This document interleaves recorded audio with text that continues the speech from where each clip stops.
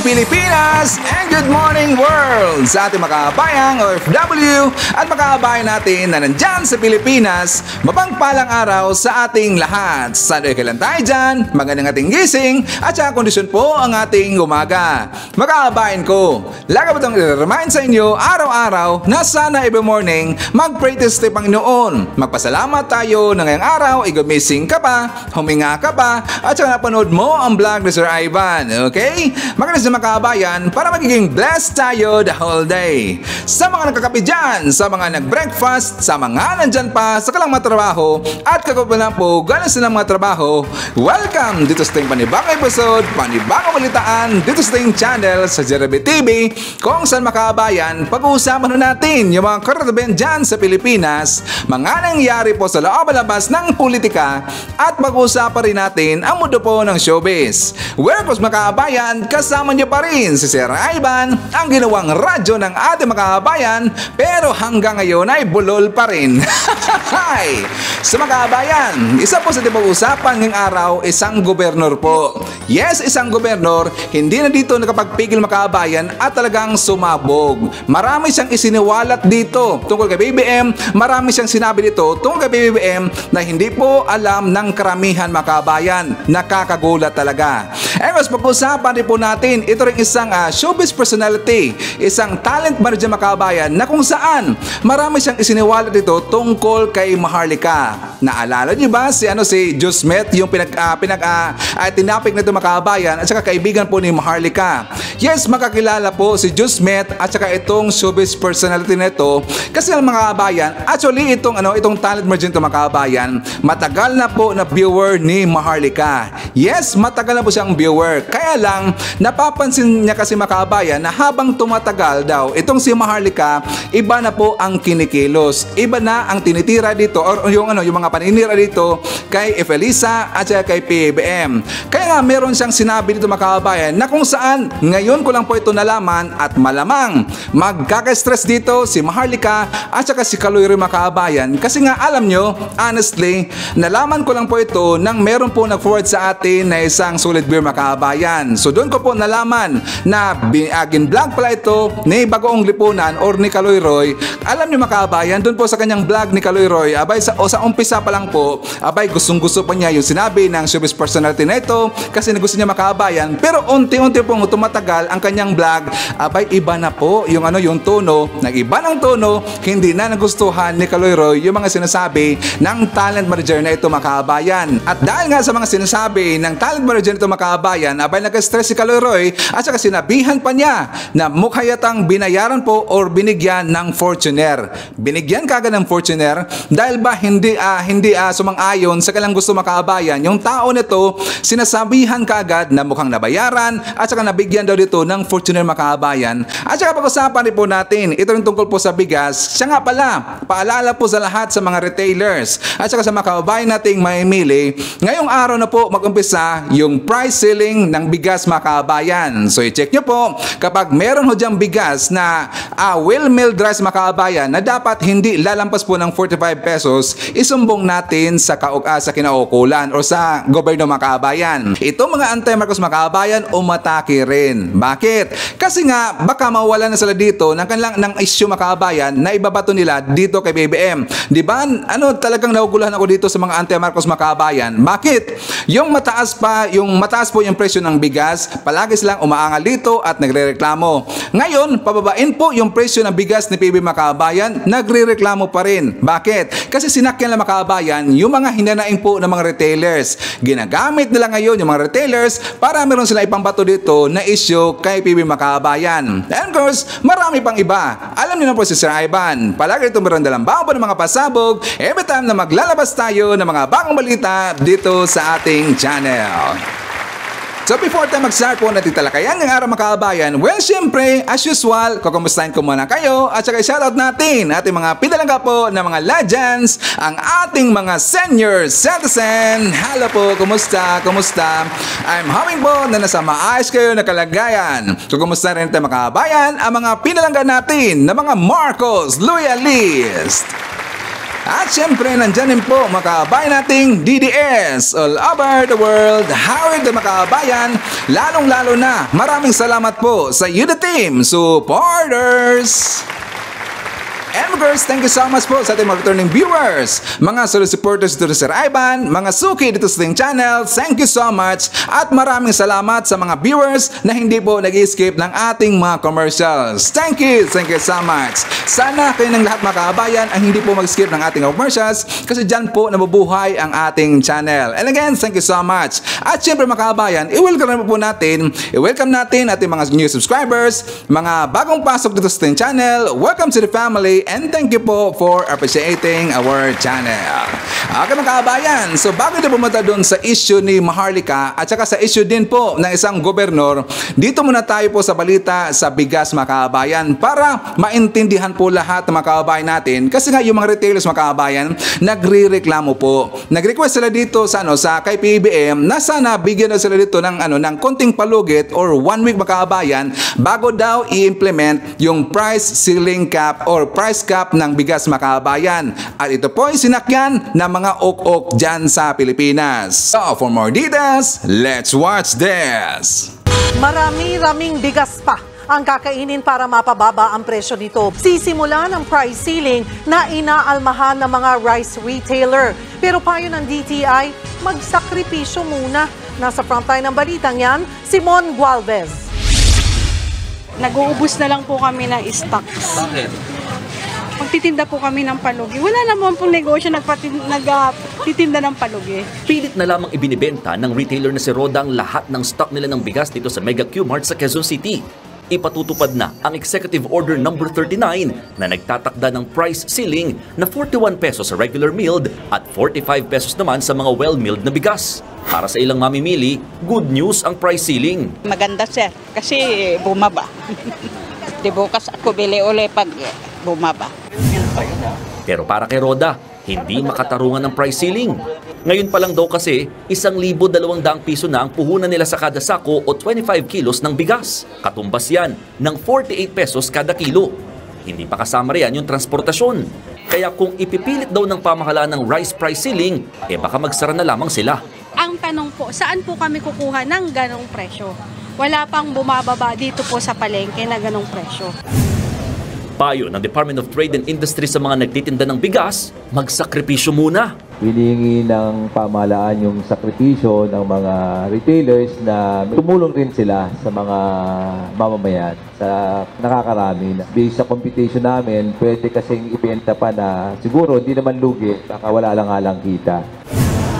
Pinaplansya naman ng DTI ang tulong para sa mga retailers.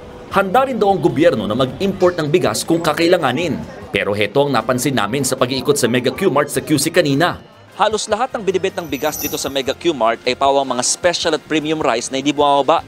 Sa 50 pesos ang presyo kada kilo. Ang problema, wala raw kasi bumabagsak sa kanila ng mga tinatawag na regular at well-milled rice. Isa yan sa mga pinuna ni Grains Retailers Confederation of the Philippines Region 8 President Frederick D. na tila hindi umano patas sa ipatutupad na patakaran. Paano pag nauubos yung local product, yung mga tao po, yung mga mamimili, doon na nagre-rely sa premium rice. So ibig sabihin yung premium rice, pwede ka magbenta kahit magkano. Ang samang industriya ng agrikultura o SINAG, suportado ang price ceiling pero sana raw wag namang ura-urada. Baka kailangan pang magbigay ng konting panahon ang ating gobyerno, at least a week, para lang maubos ng mga retailers ang kanilang mga nakuwang stock sa sinasabi nilang mas mataas na presyo. Pero kung mismo mga magsasakan tatanungin, pwede pang ibaba ang presyo. Ang ilang binibenta nga raw sa merkado ngayon ay yung mga inani pa noong Abril at Mayo. At kung tutuusin, may ibebenta ang bigas sa halagang 34 hanggang 36 pesos. Kaya naman ang DTI, mag-iikot daw sa mga pamilihan para siguruhin walang nanguhoard o nangiipit ng supply. Wala namang bagong pahayag ng Department of Agriculture kaugnay ng rice price ceiling. O ano na mga Antay Marcos, mismo na po mga magsasaka na nagsasabi dito na pwede pong presyuhan po ng 34 to 36 pesos yung bigas mga kabayan. Kasi nga, di ba sinasabi nila, meron silang isiniwalat dito na yung binibinta dyan sa mga markets, abay mga old yan mga kabayan. Yung ani pa ho yan, mga 3 months ago or 4 months ago pa. Tingnan nyo dito mga kabayan, di ba? Pero at least dito, na kung saan meron pong gagawin po na, na hakbang ang gobyerno natin, si PBBM, kung sakali man na malugi po yung mga retailers mga kabayan. Tingnan nyo, ganun po kabait ang presidente natin, si PBBM, kasi bibigyan niya ng ayuda mga kabayan na kung sakaling malulugi dito yung mga retailers. For more details, let's watch this. Nanindigan si Pangulong Marcos na hindi magtatagal ang ipapatupad na price ceiling sa bigas. Magbibigay naman daw din sila ng ayuda. Nasa frontline na balitang yan, si Brian Basa. Haba po kami ay nasa Jakarta, ay walang tigil po ang aming pagtutok sa sitwasyon na ngayon na ating hinaharap tungkol sa bigas. Isasamantalahin ko na po itong pagkakataon na ito upang magpaliwanag kung ano ba ang mga nangyayari sa sektor ng bigas at kung ano ang ginagawa ng inyong pamahalaan. Tayo po ay sa lahat ng pag-aaral ng Department of Agriculture at lahat ng ibang ahensya ng pamahalaan. Hindi namin makita ang magagandang dahilan kung bakit tataas ang presyo ng bigas ng ganito. Lumalampas na 50 pesos ang bawat isang kilo. Ngayon, sa pag-aaral namin, ang dahilan lamang dito ay talagang nandyan ang mga smuggler at saka ang mga hoarder. Ako po, sa aking pag-iisip, ang aking pag-approach pagka dumating sa ekonomiya, ay nais kong sa hanggat maaari ayaw kong pakialaman ang merkado. At pabayaan natin, let the market do its work. Ngunit ay pinapakialaman na ang merkado natin. Kaya't kailangan pumasok ang pamahalaan at ito nga ang aming ginawa ay tayo ay naglagay ng price ceiling para sa presyo ng bigas. At pangalawa, kailangan ko po, kaya patuloy po ang ating magiging kampanya sa paghuhuli ng mga smuggler, sa paghuhuli sa mga hoarder. Tuloy-tuloy yan. Ngunit sa ngayon, kailangan na masyado ng matagal, hindi bumabawi ang merkado, nahirapan na ang tao. Kaya napilitan ang gobyerno na pumasok at magsabi na maglagay tayo ng price control para naman naghihirap na ang tao. Dapat naman, huwag na natin dagdagan ng kanilang kahirapan. Pangalawa po, kailangan ko may paliwanag. Ito po ay pangsamantala lamang.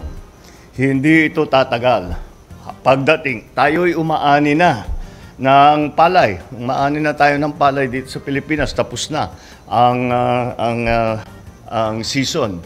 At kaya't pagdating ng panahon, papasok pa, meron tayong mga in-import na bigas. Sabay-sabay na papasok yan. At makikita, basta't ilalagay namin, dadali natin sa palengke, pabayaan uli natin ang presyo ng bigas na maghanap ng sarili niyang presyo. Ngunit dahil talagang malaki ang supply, magandang supply, makikita natin na makokontrol ng market yung presyo ng bigas. Pangatlo, naunawaan namin kaagad mula sa simula ng usapan tungkol sa price control sa bigas, naunawaan na namin at nakita kaagad na merong mga retailer na may ipit.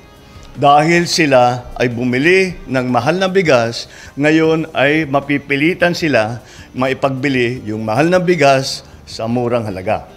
Kaya alam namin yon. Kaya gumawa kami, meron tayong plano. Sa kasalukuyan, ang ating DTI, ang ating Department of Agriculture, ay gumagawa ng listahan ng ating mga rice retailers, yung mga association ng mga rice retailer, kung sino man ang mga rice retailer. At habang ginagawa yan, kinakalkula rin kung ano ang magiging lugi ng mga rice retailer dahil nga sa price cap. Kaya ang DSWD naman ay tiniyak namin na meron silang pondo ihanda upang pag nakalkula na natin ang lugi ng mga rice retailer ay bibigyan naman natin sila ng tulong, katumbas na tulong. Kaya huwag sana kayo mag-alala. Alam po namin na ito'y mga bago na sistema na ating ginagawa. Ngunit, kagaya ng aking nasabi, ay napipilitan tayo dahil sa mga puwersa na kuminsan ayaw tumulong sa ating mga kababayan. Ngunit, gagawin natin ito upang makatiyak naman ang taong bayan na hindi napakalaki ang kanilang ginagastos para naman sa kanilang pagkain, para sa bigas. At ang pangalawa, huwag po kayo mag-alala, mga rice retailer. Naunawaan po namin kaagad na maaabala kayo dahil iisipin nga ninyo na may malulugip. Nandyan ang gobyerno ninyo upang magbigay ng tulong para sa inyo lahat, para naman bawi ang lugi ninyo na nangyari dahil sa price cap. Kaya't sana naman ito ay magiging, kagaya ng sabi ko, this is a temporary measure. The rice supply will be coming in the second week of September. Nandyan na yung ani ng Pilipinas, nandyan na yung importation natin. Wala na naman talagang magiging dahilan kung bakit tataas ang presyo ng bigas at may babalik natin sa dati nating kinasanayan na presyo. Kaya naman bukod sa price ceiling, magiging agresibo na rin ang pagtugis sa mga smuggler at hoarder. Pero bago yan, pinulong na ni Pangulong Marcos ang iba't ibang ahensya para sa ayuda sa mga retailer na maaapektuhan ng price ceiling. Kabilang sa mga inilatag ang tulong pinansyal sa mga tindero, pautang, suporta sa pagbiyahe ng bigas at paghanap ng alternatibong marketing linkages gaya ng mga kadiwa store. Binubuo na raw ng Trade Department ang listahan ng mga rice retailer. Tinutuos na rin ang posibleng lugi nila. Dito kasi ibabatay ang ayudang iaabot sa kanila. Inilahad na rin ni Social Welfare Secretary Rex Gatchalian ang tulong ng ahensya sa ilalim ng Sustainable Livelihood Program sa mga maliliit na rice retailer. Kung titignan niyo yung General Appropriations Act, ang nakalaan na pondo dyan, kung di ako nagkakamali, mga 6 billion. Bukod sa mga ahensya, isinusulong na rin ni House Speaker Martin Romualdez sa Appropriations Committee na dagdagan ng 2 bilyong piso ang ayudang laan sa mga tinderong maaapektuhan ng price cap. Nakalipad na ngayon si Pangulong Marcos sa ASEAN Summit, pero nakatuon pa rin daw ang pansin niya sa problema sa bigas. Ngayon mga kabayan, yung mga uhok dyan sa Pilipinas, yung mga salot na lipunan, abay napahiya po. Ngayon, di ba, naalala nyo sinabi ni PBBM na kapag malugi po or lahat ng mga retailers, kasi nga naintindihan po ni PBBM na talagang malulugi dito yung mga retailers mga kabayan, bibigyan dito ng tulong ng gobyerno natin, bibigyan po ng ayuda mga kabayan. Ngayon, napahiya po yung mga gunggong dyan sa Pilipinas, yung mga salot ng lipunan. Alam nyo, ginamit po ngayon ang word na yan ni PBBM. At ang sabi pa nila, lalong-lalo na si Hontiveros mga kabayan, itong si Kiko, at saka yung mga membro po ng PNA, sila si Castro, si Brosas, at saka si Raulo Manuel, sabi nila, desperate move na ngayon ang Marcos administration. Ano kabayan, hindi ko na talaga maintindihan dito yung mga kaisipan dito ng mga salot dyan sa Pilipinas. Kasi alam nyo, kapag wala pong gagawin dito yung gobyerno natin mga kabayan, walang gagawin dito yung Marcos administration, mas lalo silang sasabog ng mga kabayan. Ngayon, inilabas po yung EO39, yung price ceiling cap sa bigas. Abay, mas lalo silang nagalit mga kabayan. Bakit daw binabaan ang presyo ng bigas? Di ba mga gonggong talaga eh? Ganyan po ang pag-isip ng mga dilawan mga kabayan, mga dilawang tae. Sakto ba yun? But anyways, punta naman po tayo sa ibang usapin mga kabayan na kung saan meron na po akong papansin dito na isang insecure na kung saan ang page po ni Maharlika Makabayan, papangalanan ko ng gunggong na yan, yung fake president, naalala ba natin? At kumpirmado ho yan, ang pamamay-ari po or ang nagmamay-ari po ng page na yan ay si Maharlika Makabayan. Di ba alam ho natin na si PBM ay nandyan na po ngayon sa Indonesia kasi para mag-attend po ng Asian Summit Makabayan, pagpupulong po lahat po ng mga Asian leaders. Pero para siyempre po para makapanghikayat po ng mga ng mga investors para po dito papalakasin pa yung economic ties sa mga iba't ibang lugar at saka sa mga kasosyo po na lugar mga kabayan. Pero ito po hindi naintindihan o talagang insecure lang talaga sila dito po kay PBBM at saka sa sa kay Efelisa Makabayan. Alam niyo ba ang sinabi dito ng fake president page na dyan po sa Twitter? Sabi niya, kawawang Pilipinas, magpapakasarap na naman sa ibang bansa ang Pangulo gamit ang pera ng bayan. Tingnan mo kabayan, hindi niya paintindihan kung ano ba ang purpose, kung bakit merong state visit si PBBM sa ibang lugar makabayan, or ayaw lang talaga niya intindihin makabayan dahil nga siya dito ay insecure at merong galit sa puso. At alam niyo, tingnan natin yung mga comment dito sa baba sa post niya makabayan. Babasahin lang po natin. Isa po sa nag-comment dito ay talagang nakagalit talaga. Ang sabi ba dito, matapilok sana. Sabi ba dito ni Nico, why the need to put flowers on the stairs? Sayang taxes ng tao. Di ba nakita nyo ba yung plane po na sinakyan ng PBBM ay merong flowers sa stairs makabayan? Di ba lahat po ng mga presidente ay merong flowers sa gilid? Di ba makabayan? Pero bakit sa panahon ngayon ni PBBM, talagang big deal sa kanila kung bakit nilagyan po ng mga flowers sa gilid po ng stairs makabayan? Di ba? Kasi anti-Marcos sila. Ayon lang kay PBBM. Ngayon, meron kong babasahin si Paper Jam. Sabi niya, sana mag-crash ang plane niya. Tingnan niyo mga kabayan, napaka-ok-ok talagang pag-iisip tong gunggong na to. Sabi na, sana mag-crash ang plane niya. Bakit naman nila sasabihin yan? Kung sakali ito po'y dilawan mga kabayan, and I'm very sure dilawan talaga ito, pinagsabihan ba natin si Lutang na kung saan napunta po sa ibang lugar mga kabayan, may isang state visit, sinabihan ba natin na sana mag-crash ang kanyang sinakyan? Di ba? Wala po nagsabi na ganyan sa mga Marcos loyalist, sa mga Marcos supporter, or even yung mga Duterte na matitino pa nung una makabayan, yung mga rabid po, hindi natin sinabi yan. Kahit saan sa magbasa-basa po ng mga comment po sa mga supporters po ng Marcos at saka ng Duterte, di ba? Hindi natin sinabi makabayan kasi ang pangit ho yan. Kapag sasabihan nyo po ng isang tao na ganyan, sigurado babalik yan sa kanya makabayan. Di ba? Ang pangit talaga, ganyan po mag-isip yung mga alipuris na hitad talaga mga gunggong Anyway, sabi pa dito ni Pinoy Ako, siya nga pala si Pinoy Ako. parang flux familiar sa akin yung account na to. Sabi niya, panay ang biyahe, wala namang actual investments na pumapasok. Dami-dami pang mga alipuris na isinasama. Well, alam na ho nila yung expression makabayan kung bakit marami pong kasama si PBBM. Siyempre, meron silang role doon. Meron silang role doon makabayan. Saka alam naman ho natin, di ba sinabi ng PBBM na every time merong concern dito, yung mga nakausap nila ng mga leaders mga kabayan, meron silang mga questions, madali kagad yan na masasagot. Kasi kasama niya yung mga secretary, undersecretary, at iba pang mga kasama ni PBBM mga kabayan. Di ba in-explain na ho niya yan? Pero hindi yan maintindihan. Siya nga pala, correction po. Alam ko yung inisip po ng mga anti-Marcos, yung po mga reporters. Ang mga reporters mga kabayan, nauna na po. Kasi nga siyempre, dapat pag-cover nila, before pa darating si PBBM, dapat nandun na po yung mga reporters mga kabayan. At saka iilan lang po yung mga reporters na nakasama si PBBM or nakasama ni PBBM dyan po sa airplane. Di ba ang pangit po ng sinasabi mga kabayan? Ngayon, meron akong ipapakita sa inyo dito na balita para maintindihan natin lahat mga kabayan kung ano ba talaga ang pakay ni PBBM dyan po sa Indonesia. So, for more details, let's watch this.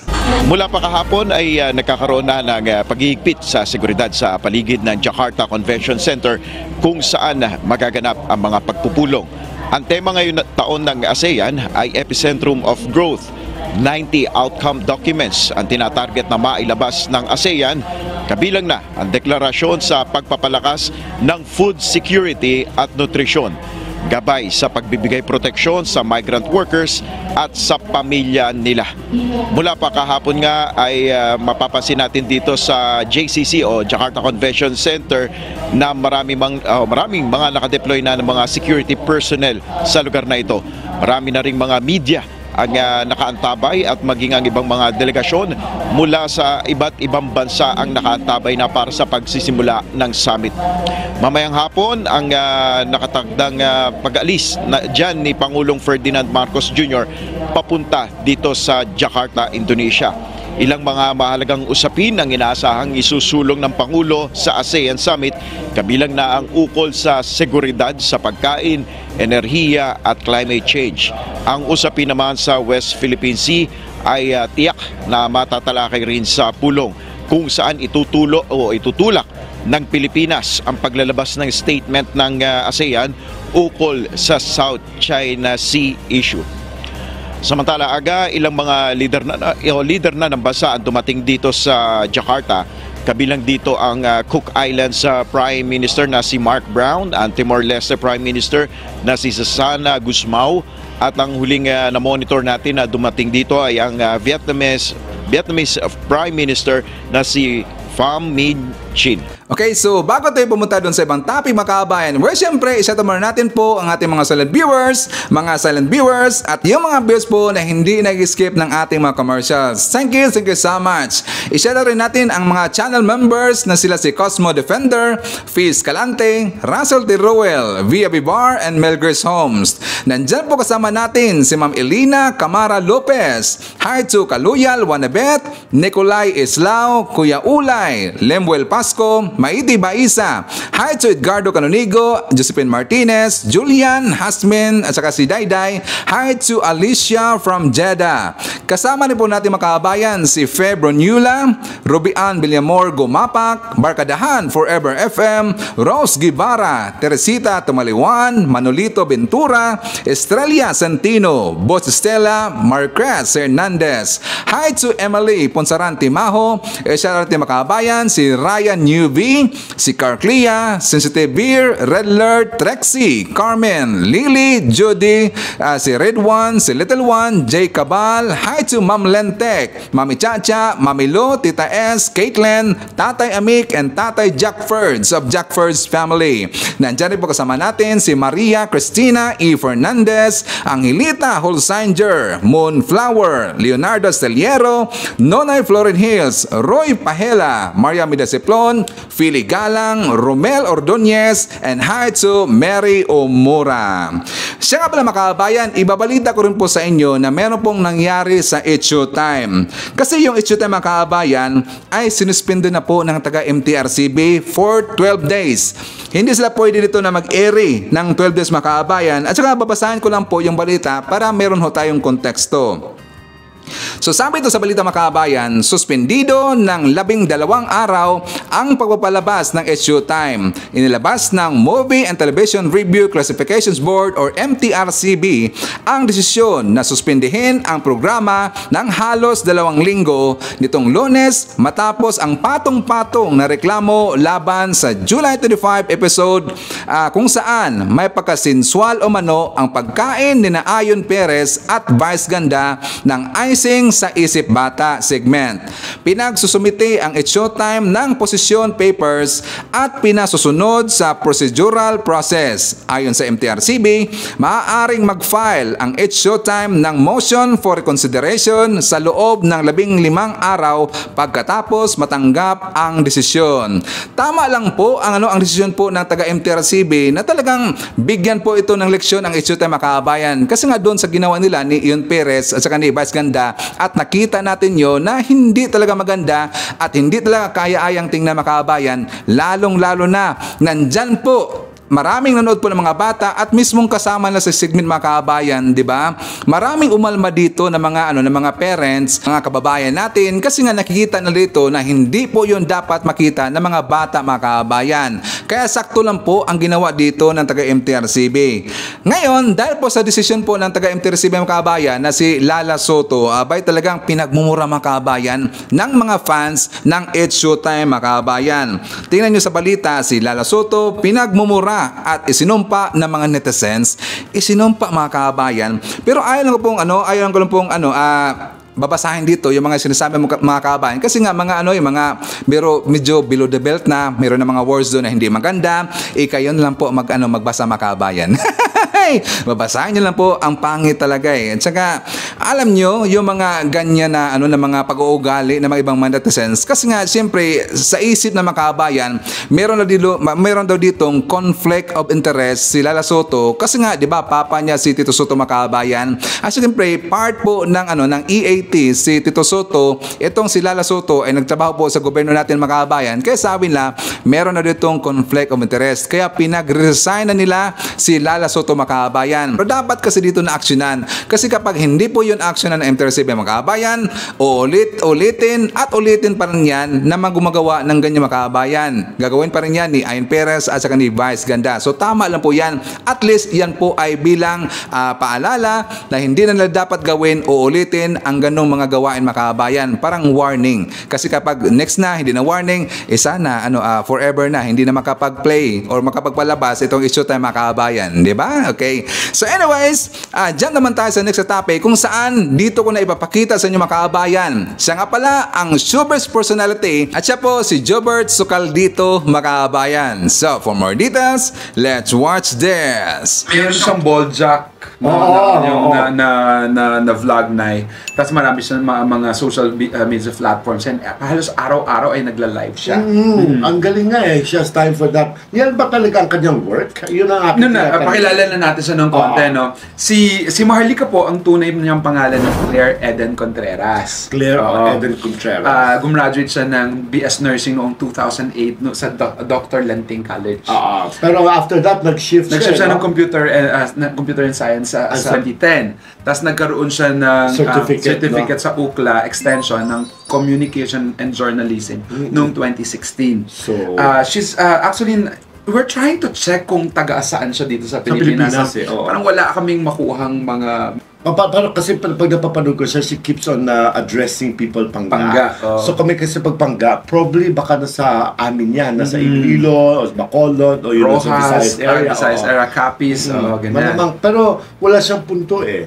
Maganda Tagalog niya. She has a very good command of Tagalog. Actually, she's now, she's staying at Santa Monica, California. Pero parang ngayon nasa Catalina Island in Mexico or nasa Canada siya yata siya. She travels a lot. Lalo na ngayon naging controversial siya dahil sa siwalat niya ng mga bagay na hindi alam ng mga nakararami. At saka she's fighting the big wigs. At yun na nakakatakot at hindi biro. Hindi biro kasi kahit sabi mo you're out of this country, alam mo sa ibang bansa, but you know you're fighting the president, you're fighting the first lady of the country. Alam mo, ang dali kang pwedeng matrace. Unti-unti na natin, no? Si Maharlika, nakilala siya bilang Marcos loyalista siya. Protector yan. Defender.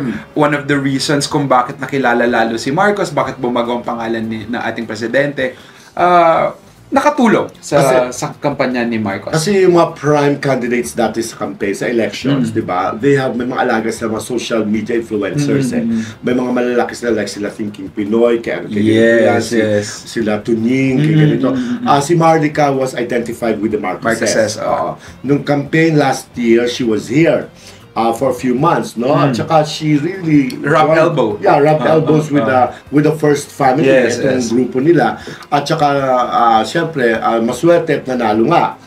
Pero right after that, ng pagkapanalo ng Marcoses ni BBM, ay doon sila nagkaroon ng fallout.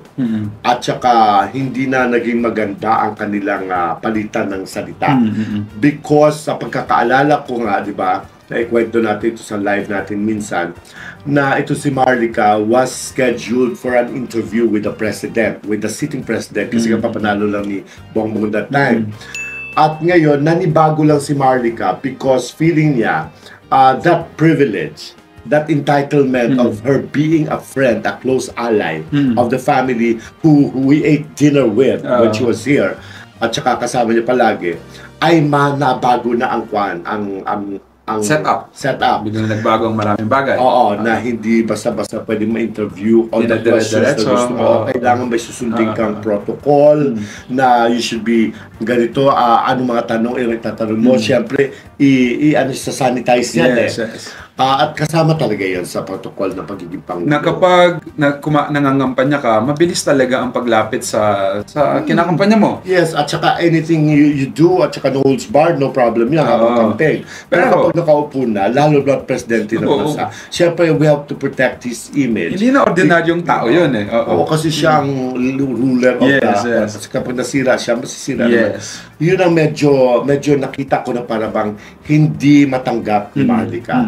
That's why she spilled the beans. Kung ano man ang nalalaman niya about the Marcoses at saka napag-usapan na privately of the First Lady, may mga audio, video, support siya. Siguro baka hindi alam ni First Lady na nakukuhanan siya, na-record siya, inilabas niya yon.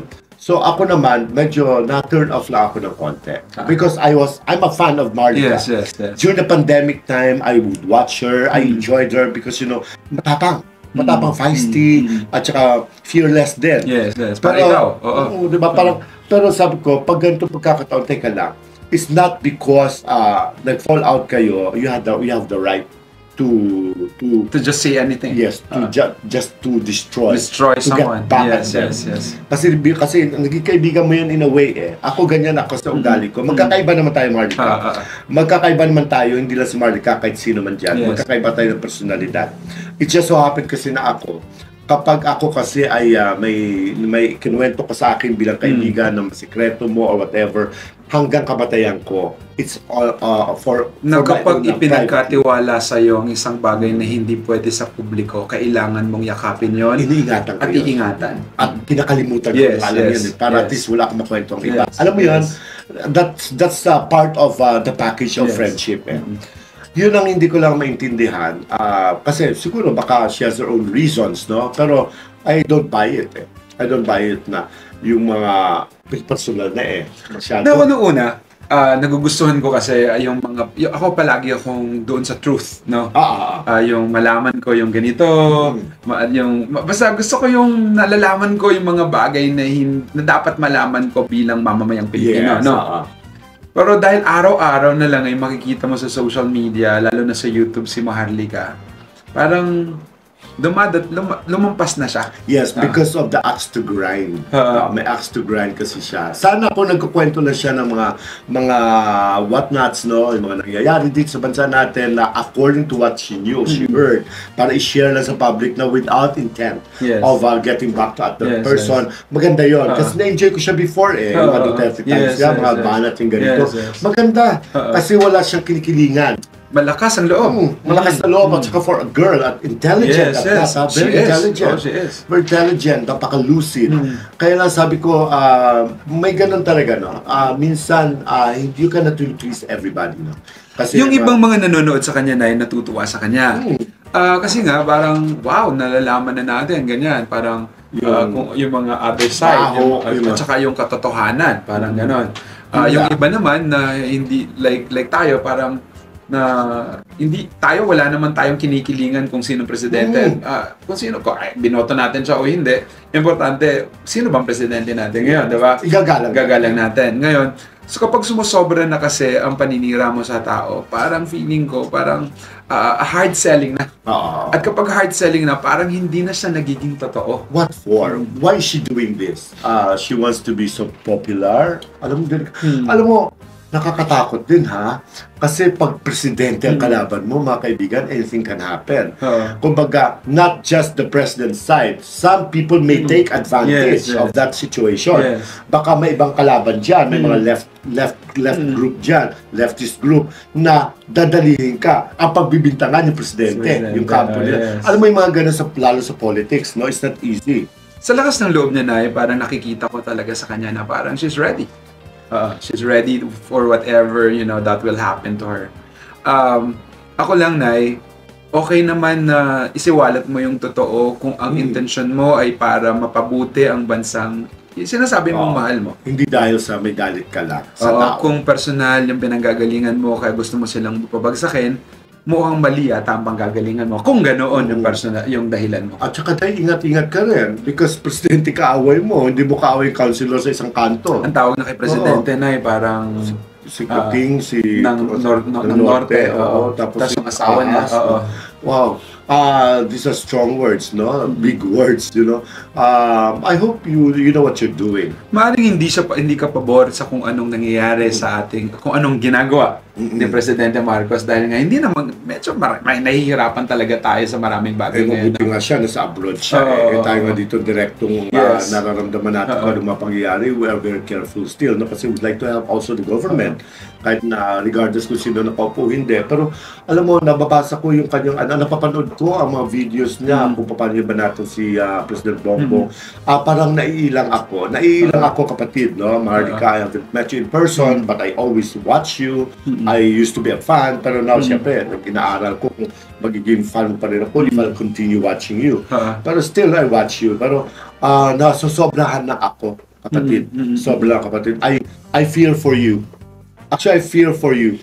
Kasi alam mo naman, marami pa rin supporters yan. Alam mo na, ayoko nang benggahan kanila. Kasi dahil sa halata kasi na personal grudge mo rin kasi ang pinaiiral mo sa iyong patikos kay Marcos. Kung ano man yung mga sama ng loob mo kay Marcos, o maaaring mali kami sa interpretation namin o sa paniniwala namin sa'yo sa mga bagay na ginagawa mo. Pero ako, naniniwala ako na kapag ang intensyon mo ay maganda, ang kalalabasan nito ay maganda. Maring hindi nakikita ang intensyon na Baka. Pero ako nasubaybayan ko nakikita ko nakikita ko klaro kasi na parang gumaganti lang dahil sa masamang loob niya. Ano yung mga kabayan, magiging sign na po dito yung ibinibigay na advice ni Jobert at saka ni Chaps doon po kay Maharlika Makabayan. Pointless na kasi nang bibigay tayo ng mga advice doon po sa mga sa kinain na po sa kanyang Makabayan, sa kanyang galit, itong si Maharlika at saka yung utak tain na talaga, ayaw na makinig Makabayan. Kahit nga pinagsasabihan sa dito na mismo ng kanyang mga viewers Makabayan, ayaw niya po itong makinig. Alam nyo kasi nga kapag banat ka ng banat, halos araw-araw at wala kang ebidensya na ipinapakita Makabayan, yan po ay fake news. Ang sabi ni ganito, sabi ni ganyan, meron nabigay sa atin. Di ba Makabayan, kahit screenshots man lang, ay naipakita sa gilid Makabayan. Napapansin nyo ba? Ngayon, pag-usapan po natin itong si Kaloy Roy Makabayan, si Bagoong Lipunan. Kasi nga, actually doon ko po nalaman sa kanyang vlog Makabayan na meron palang vlog na ganito si Jobert Socaldita Makabayan. Ang sabi pa nga ni Kaloy Roy, ni Bagoong Lipunan, mukhang daw nabayaran na dito si Jobert Makabayan. Mukhang nabayaran ka agad at sabi pa niya binigyan daw ng fortune Makabayan. Kaya nga sabi dito ng viewers po ni Kaloy Roy Makabayan, sinabihan sana, make your own research Sir Kaloy, at dapat 100% na may katibayan ka at totoo. Huwag ka puro na lang Maharlika para lang binabayaran ni Maharlika na kung anong vlog niya i-vlog mo din. Kaya nga sinasabihan ko lagi itong si Bagoong Lipunan Makabayan, kasi nga itong gunggong na to, ang kanyang vlog, kung ano ang tain na nandun kay Maharlika, kinakain rin po ni Kaloy Roy Makabayan. Diba lagi ko pong sinasabi yan? Kasi wala nang pong originality itong si Kaloy Roy, kundi kung ano ang makikita niya ng mga information, ibiniblog ni Maharlika, yan din po ang kanyang vlog Makabayan. Diba? Walang kwenta rin So anyway, set na rin po natin si Emmy Sarino, nandyan po si Tessie Flandrin. Hi to kasama natin Makabayan, si Nori Tabio, Posong Inami or Sis Queen. Hi to Velma De Luna at saka shoutout sa Luna's family. Hi to Telly Channel, biyahe ni AJTV from South Korea. Hi to Tony Belia from Cavite City. I-shoutout po natin Makabayan, si Jillian Quezon, Erickson Tismo Vlog from Kuwait. Hi to all the members of Iglesia ni Cristo, Rodolfo Rabor, Ashen from Cyprus. Hi to Marilo Bednarek from Germany, and hi to Divini De Cuatin. Okay Makabayan, dito na po tayo kay Gobernador, kung saan hindi na po siya dito nakapagpigil Makabayan at marami siya itong isiniwalat po sa pagkatao ni PBBM. Kung ano yon, let's watch this. Isang governor isiniwalat ang tunay na pagkatao ni Pangulong Marcos sa publiko. Over 50,000 Camarines that will finally have a comfortable and secure home. Ang aming probinsya at ang buong Bicol Region ay madalas hinahagupit ng malalakas na bagyo. Kaya naman, malaking tulong para sa mga Bicolano ang magkaroon ng ligtas, matibay at komportableng tahanan. Ang 10,000 bahay na ito ang magpapabago at magpapaganda sa buhay ng mahigit 50,000 Camarines. Hindi lamang natin mapapabuti ang pang-araw-araw na buhay ng bawat mamamayang Pilipino. Mabibigyan din natin sila ng bagong pag-asa. Kagaya ng sinabi ng ating mahal na Pangulo, ang bagong bahay na ito ay paalala na may maliwanag na umagang laging nag-aantay sa inyo. Camsur, the Bicol region, will definitely have a brighter future because of this project. Mr. President, on behalf of the people of Camsur, thank you for giving us hope. Thank you for uplifting the lives of the people of Camarines Sur. In regards to the Dishood project, alam niyo po ba, nung nag-propose po kami ng housing project dito sa Camsur, sobrang bilis po ng aksyon ng ating masipag na sekretary ng Dishood. Above and beyond ang kanyang serbisyo, dahil kahit araw ng linggo, nagpirmahan po kami ni Secretary Jerry. Kaya saludo po ako sa inyo, Sec Jerry. Ang lupa pong ito ay dating talahiban, maputik, mababaw at maraming tubig. Pero nung malaman po natin na i-inaugurate na po ito, binilisan po natin ang pagtrabaho and in less than 5 days, natapos agad natin ito dahil sobrang excited po kami sa proyektong ito, magbibigay pag-asa sa mahigit 10,000 pamilya sa aming probinsya. Sa mga hindi po nakakaalam, unang-una ko pong nakilala si President Bongbong Marcos nung senador pa po siya. 13 years old pa lang po si Gob Luigi, hoben na hoben. Nakilala ko po siya sa isang bakasyon kasama ang Nationalistang Party. Ang nagtanim sa aking isip, senador po siya noon, pero sobrang bait po niya, sobrang humilde po siya. Fast forward, March 2021, months before the filing of candidacy of President Bongbong Marcos, in-invite po ako ng kanyang anak na si Sandro sa kanilang bahay sa Ilocos Norte para sa kanyang birthday. Ganun pa rin po si President Bongbong Marcos, humilde, mabuot, in-invite po ako sa kanyang bahay. Kaya talaga nakakasobrang taba ng puso na out of the 81 provinces, pinili po ni President Bongbong Marcos pumunta sa ating probinsya. Mr. President, I truly believe in your call for unity because if there is unity, there is strength. And we can only progress as a nation if we unite as one.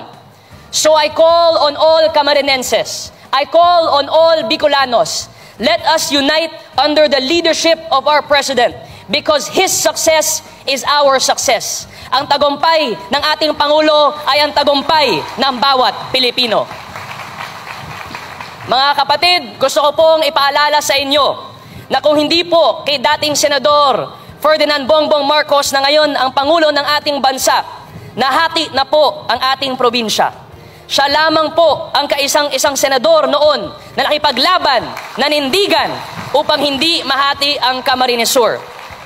Our President has always believed in the power of unity. He wanted our province to remain united. He wants our country to be united. Maraming kalamidad din po na napagdaanan ang ating probinsya na nagbigay po ng tulong at personal bumisita po ang ating Pangulo. Kahit wala po siya noon sa pwesto, tumulong siya at bumisita. Kagaya po ang pagbisita niya sa ating probinsya matapos ang pagdaan ni Typhoon Nina noong 2017. Isang karangalan po ang pagbisita niyo ngayon, Mr. President. That is why, for all that you have done for the province of Camarines Sur, as a way of expressing our everlasting gratitude for all that you have done, Mr. President, please allow me to present to you the resolution by the Sangguniang Panlalawigan of Camarines Sur declaring you, Mr. President, as the adopted son of Camarines Sur.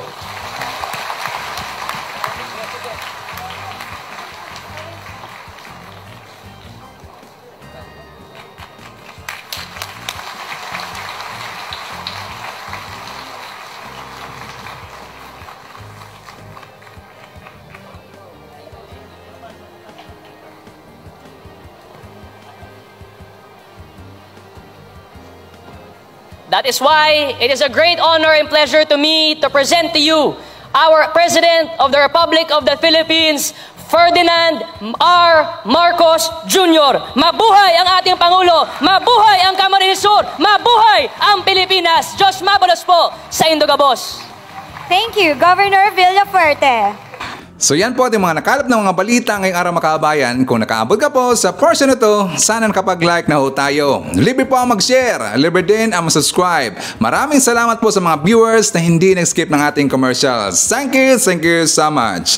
At before natin tapusin po ating programa ngayong araw makabayan, sana sabayan nyo si Sir Ivan para sa ating live messaging prayer. Dear Lord, I offer gratitude for this gift of life. Grant me the courage to overcome challenges, the wisdom to make mindful choices, and the kindness to uplift others. May my actions reflect my true intentions, and may my day be filled with purpose and joy. Guide me through the journey ahead, and may I find blessings in every moment. Thank you for another day to grow and learn. Amen. So maraming salamat mga kabayan, and I hope to see you again on my next video. BBM Sara! BBM Sara! Pagkakaisa patungo sa ginhawa. BBM Sara! BBM Sara! Para sa kinabukasan naming mga bata. BBM Sara! BBM Sara! Walang imposible na kapag nagsama-sama. BBM Sara! BBM Sara! Ang presidente at ang bisi na mahal ang